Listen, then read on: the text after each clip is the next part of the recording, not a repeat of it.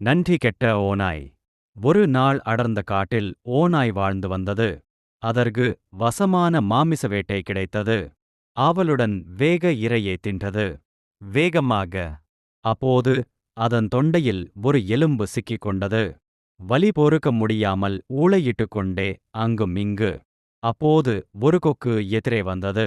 அதனிடம் சென்ற ஓநாய் தனது தொண்டையில் மாட்டிக்கொண்ட எலும்பை எடுத்தால் தன்னிடம் உள்ள ஏராளமான பொன்னையும் பொருளையும் தருவதாக ஆசை வார்த்தை கூறி உதவும்படி மிகவும் கெஞ்சியது.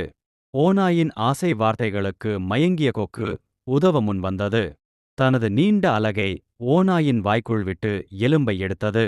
சொன்னபடி பரிசு தரும்படி கொக்கு கேட்டது. பரிசா? உனக்கு நான் தருவதா? என்று ஏளனமாகச் சிரித்தது ஓநாய்.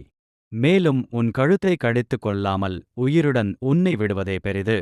மரியாதையாக இந்த இடத்தை விட்டு ஓடிவிடு என்று விரட்டியடித்தது. நன்றியில்லாத ஓநாய்க்கு உதவியது பாவம் என்று எண்ணிக்கொண்டே கொக்கு தன் வழியே சென்றது. நீதி: ஆபத்தில் உதவியவனை அலட்சி.